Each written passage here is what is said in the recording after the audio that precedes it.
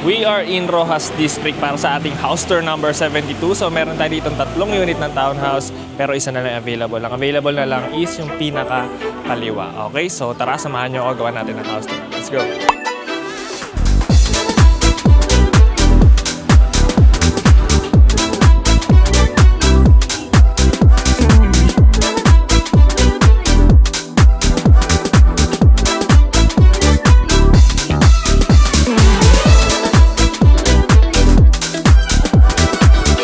Pasok mo from your main gate is your 2-car garage. And kung mapapansin nyo, maski flood-free tayo dito, elevated pa rin yung garahe natin. Okay, so kasyang-kasya dito ang dalawang SUV or maski pick-up, kasyang-kasya dito. Okay, so ang dami na rin natin pin light sa ating ceiling. Meron na rin tayo dyan tray ceiling design.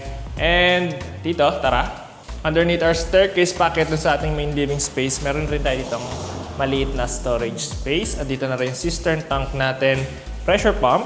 And sabay dito yung magiging laundry area natin. Sabay dito yung ating dirty kitchen. Included na rin tong stainless steel natin na sink. Ayan, dual sink siya. Dalawa na rin yung faucet. Nice. Okay, so ulit tayo kunwari nakasara to. So behind this door, solid na rin yan, is your bedroom number 1. So pwedeng-pwede ito sa matatanda. Pwede rin gawin tong office room, guest bedroom, depende sa inyo. So kompleto na rin tayo dito. Meron tayong floor-to-ceiling na built-in wardrobe on this side. Very premium na rin yung pagkakagawa nito. Parang may pagka-leather na ano siya, feels dito. Okay, so dito yung ating magiging media wall. Dito may space ka pa if ever na maglalagay ka ng vanity table. Ito, meron ka ditong exposure na sliding window with security grills na rin. Flooring natin is SPC na vinyl tiles. Also, meron ka na ring sariling ensuite toilet and bath. Kung papansin nyo, floating tayo dyan, so hindi lagi nababasa yan. Ayan, glossy finish yung ating pinaka vanity cabinet with granite na countertop. Ayan, also vessel sink na yan, para siyang itlog yung shape niya. Okay, sabay may LED vanity mirror na rin tayo dyan. Ayan, 3-way na rin or tricolor. Yung sink na, ay yung toilet natin sa gitna and may shower curtain na rin tayo dyan. Sabay na included na rin na heater and ito yung shower space natin. Also, may bintana ka pa dito. So, need mo pa maglagay dito if ever ng zebra blinds. Okay, sabay ceiling natin. May konting design na rin tayo dyan. Meron tayong ano ba ito? Tray ceiling design na may PVC panel na may wood finish. Okay? So, bawat room natin and bawat floor rin natin is merong intercom para wala nang sigawan. Okay? Nana? Okay, so tara. Ito yung staircase natin. So, aside dun sa gate natin, may additional security pa tayo dito. Ayan. Pwede itong nalalak rin to. So, ayan. Bago makakit dun sa ating staircase packet sa ating main living space, may gate ka pa dito. Also, nabubuksan pa to para if ever, mas grande or mas mapasok nyo pa yung malalaking gamit packet. Okay? Tara, akit na tayo sa ating second floor. Okay, so pag-akit mo dito sa second floor natin, meron pa tayong main door. Okay, so dito sa staircase natin, pagpasok mo from your main door is your main living space. Dito sa side na to is yung magiging dining area natin. While on this side is your living area. May included na rin tayo dito na malaking media wall. So may mga shelves na rin tayo dyan. And may mga cabinets na rin tayo. Dito na rin nakalagay yung ating screen para sa ating CCTVs. Okay? So dito yung ating magiging TV, sabay dito yung ating sofa. While may included na rin dito na 2.5 ata to, 2.5 horsepower na window type na AC unit. So ayan, may security grills na rin tayo dito and nabubuksan yan. Pero may abang para sa lock if ever. Sabay meron na rin tayo dito ang sliding window na reflective. May cove ceiling design tayo dyan. Ang dami nating pin lights dyan. Sabay itong bilog, yung mga nasa gitna is connected sa ating solar power backup. Kung mapapansin nyo rin, tara, may mga nakaangat sa atin dito na saksakan or mga outlet. Ito yung connected rin sa ating solar power backup. Okay, so another intercom.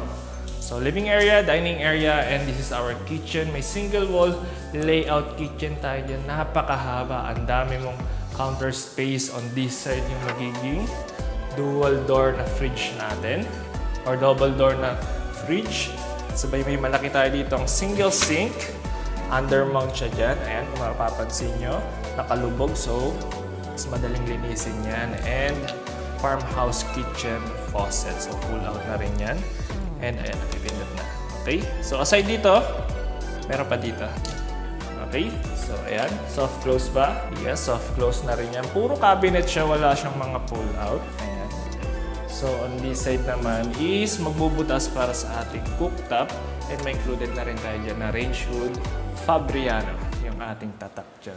Sabay backsplash natin is parang may marble tile na meron siyang parang pagka subway tiles. Ayan, yun yung finish natin dyan. Sabay, aside dun sa harap and sa likod, meron tayong airwell dito sa gitna. Okay? So, if nagluluto ka dito, pwede ka pa dito. Also pala, atras tayo saglit. If I'm not mistaken, maglalagay pa tayo dito ng sliding door para if ever, silyado yung hangin or yung aircon natin dito sa ating living area and dining area. Also, if nagluluto ka dito sa kitchen, hindi nalalabas yung amoy natin. Okay? Sabay dito, gustuhan ko rin, tinago nila yung kanilang panel board on this side. Ayan, naglagay na rin sila dyan. Sabay naging multi-purpose pa yan. Pwede ka pa dito maglagay ng mga groceries. Okay? Goods? Okay, so dito yung staircase natin bakit sa ating dalawa pang bedroom. Pero dito muna tayo. So sa tabi ng kitchen natin, may powder room. Ayan. May toilet dyan. And may maliit dito na tawag dito, sink. Ayan, ang liit lang ng sink natin dito. Okay? Sabay. Okay, so behind this door is yung ating bedroom number 2. So bedroom number 1 natin is yung nasa baba. So, ganito lang yung space natin. Saktong-sakto lang para sa double size na bed or maski queen size siguro kasya dyan. May included na AC unit na rin. Ito, sliding window with grills. And ito, buong side nito is floor to ceiling na built-in wardrobe na may premium finish. Leather type. Parang leather talaga yung texture niya. Okay, again, ito yung gitna natin is connected sa ating solar power backup. Sabay, may toilet and bath ka na rin. And floating.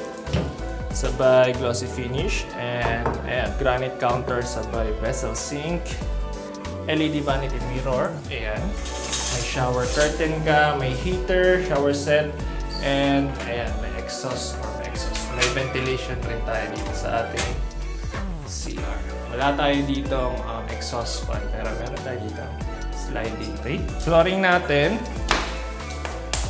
SPC vinyl board na rin siya. Compared dun sa baba, medyo mas color orange or red yung nandito. Sa baba kasi kulay ba.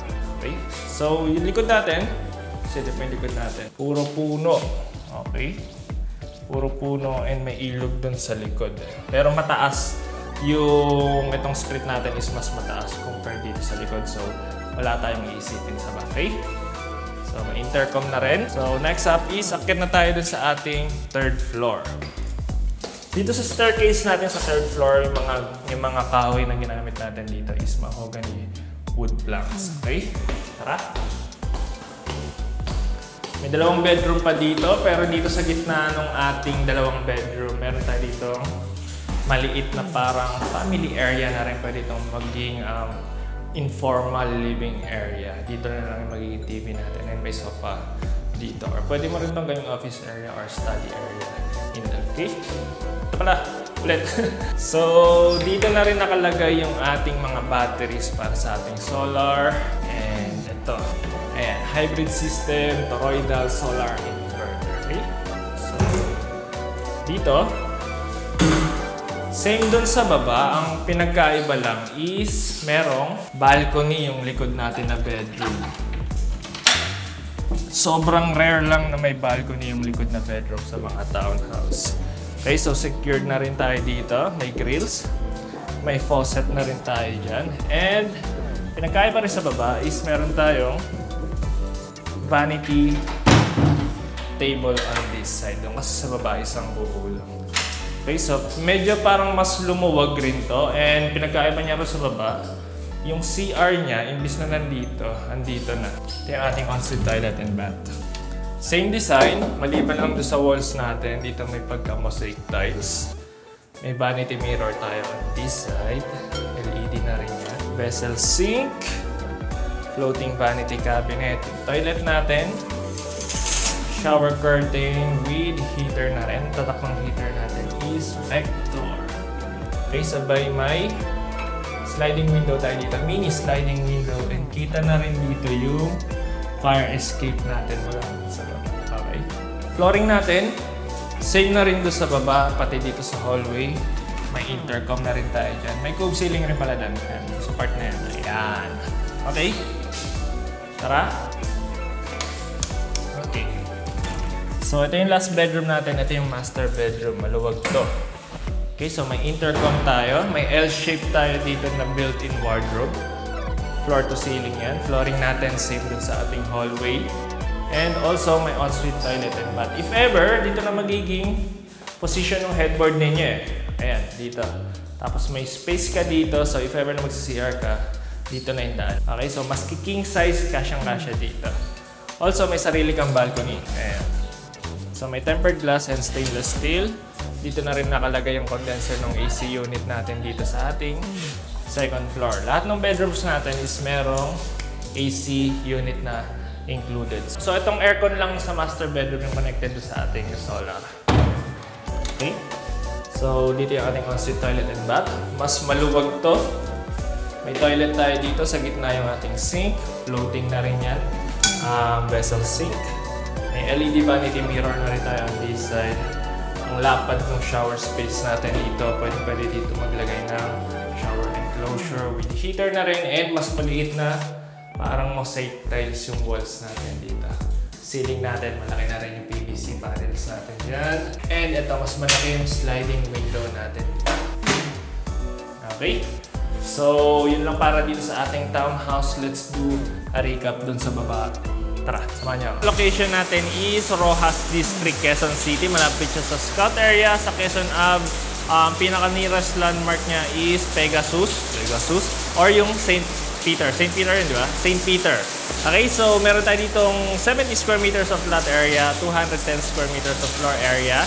Meron tayo 4 bedrooms, 4 toilet and bath, and 2 car garage na sobrang luwag or sobrang haba. Kasya maski dalawang SUV or maski dalawang pickup. No problem tayo.